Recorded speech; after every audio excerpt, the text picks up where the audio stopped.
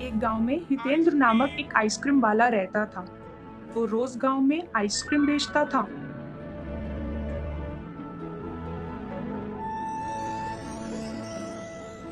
यही उसके पैसे कमाने का जरिया था। वो बहुत अच्छा आदमी था और सबको सहायता करता था। हर रोज वो अपनी आइसक्रीम की गाड़ी को लेकर घंटी बजाते हुए स्कूल के पास आइसक्रीम बेचने के लिए जाता था।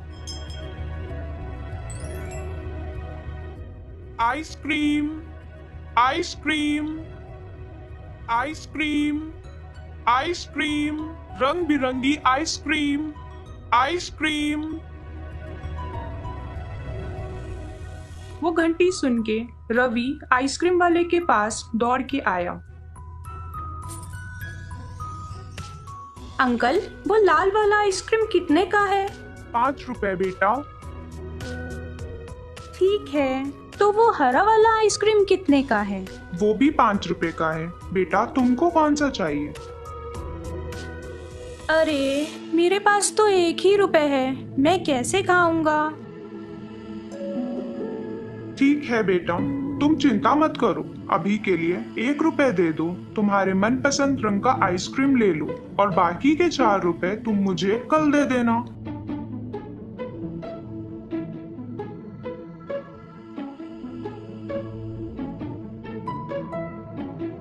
ऐसे ही हितेंद्र सभी को, किसी बच्चे के पास पैसे कम हो या ना हो, वो आइसक्रीम खिलाता था और सभी बच्चों को खुश रखता था। इसी कारण सब बच्चे उसे पसंद करते थे और जब भी उसकी गाड़ी की घंटी की आवाज सुनते थे उसके पास दौड़े चले आते थे। रुको रुको बच्चों, सबको आइसक्रीम मिलेगा, लेकिन तुम सबको लाइन में आना पड़ेगा। जैसे ही कि तुम लोग पाठशाला में लाइन बनाते हो, वैसे ही।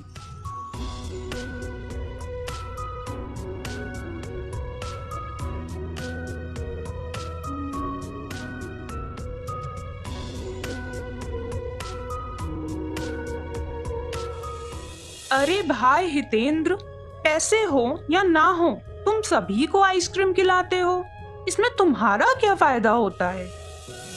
ऐसे नहीं वीरेंद्र भाई, बच्चे जब आइसक्रीम खा के खुश होते हैं तो उनकी खुशी देख के मुझे भी बहुत खुशी होती है। मेरे लिए वही बस है वीरेंद्र भाई। ऐसे ही एक दिन स्कूल के पास आइसक्रीम बेचकर चले जाने के लिए तैयार हुआ।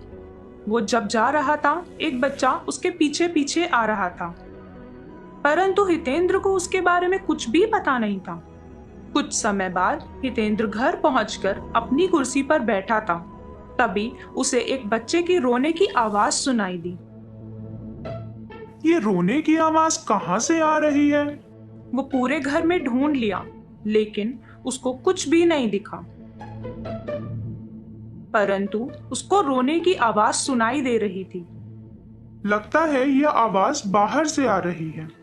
ऐसा सोच के वो बाहर आ रहा था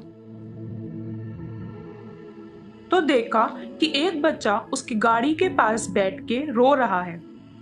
अरे बेटा, तुम क्यों रो रहे हो और तुम यहाँ कैसे आए? मुझे मेरी माँ की बहुत याद आ रही है। इस समय मुझे मेरी माँ खाना खिलाती है। मुझे अपनी माँ के पास जाना है, मुझे बहुत भूख लग रही है।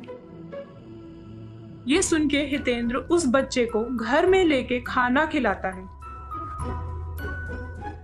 तुम यहाँ कैसे आ गए बेटा? तुम्हारे माँ पिताजी किधर हैं?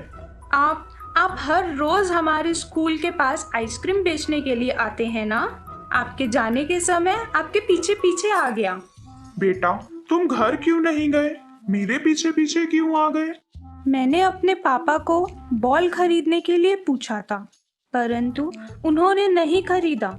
इसकी वजह से मुझे गुस्सा आ गया और आपको देखा तो मैं आपके पीछे पीछे आ गया।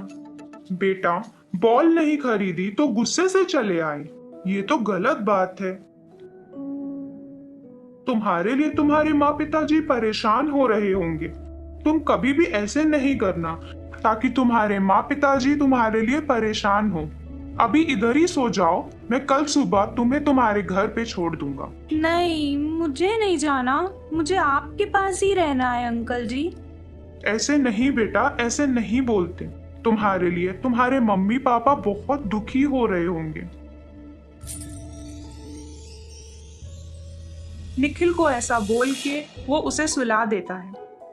अगली सुबह वो आइसक्रीम बेचने के लिए तैयार हो जाता है और उसके साथ निखिल को भी लेकर जाता है ताकि वो उसको उसके माँ पिताजी को दे सके। उधर निखिल के माँ और पिताजी उसको दोस्तों के घर और स्कूल के आसपास चारों तरफ ढूंढ रहे होते हैं। अंकल जी,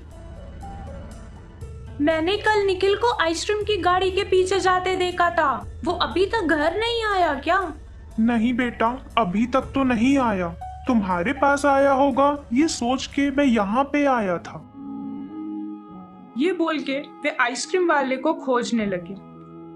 इसी समय वो आइसक्रीम वाला निखिल को अपने साथ लेते हुए आया। उसे देख के उसके माँ पिताजी उसके पास भाग के गए। अरे अरे, ये मेरा बेटा है, ये तुम्हारे पास कैसे आया? कल ये मेरे पीछे पीछे घर आ गया और मुझे पता भी नहीं था, इसीलिए मैं आज आपको वापस करने के लिए यहाँ पे वापस आया। निखिल बेटा, तुम्हारे मम्मी पापा के पास जाओ। नहीं, मैं नहीं जाऊंगा। आपने कल मेरे लिए बॉल नहीं खरीदा। फिर हितेंद्र पास में ही एक दुकान से बॉल खरीद के निखिल को देता है।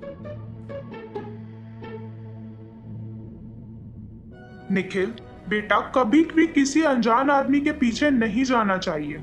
इसकी वजह से सारे परिवार वाले परेशान हो जाते हैं। तुम्हारे मम्मी पापा को ही देख लो, तुम्हारे लिए कितना परेशान है। अच्छा ठीक है, अभी ये बॉल लो और अपने मम्मी पापा के पास जाओ। फिर निखिल अपने पापा के पास जाके उन्हें गले लगाता है। आई एम सो सॉरी पापा, मुझसे गलती हो गई। मैं ऐसी गलती दोबारा नहीं करूंगा। निखिल के पापा आइसक्रीम वाले के पास जाके, मैं आपका शुक्रिया कैसे अदा करूं? आपको बहुत बहुत धन्यवाद मुझे मेरा बच्चा वापस देने के लिए।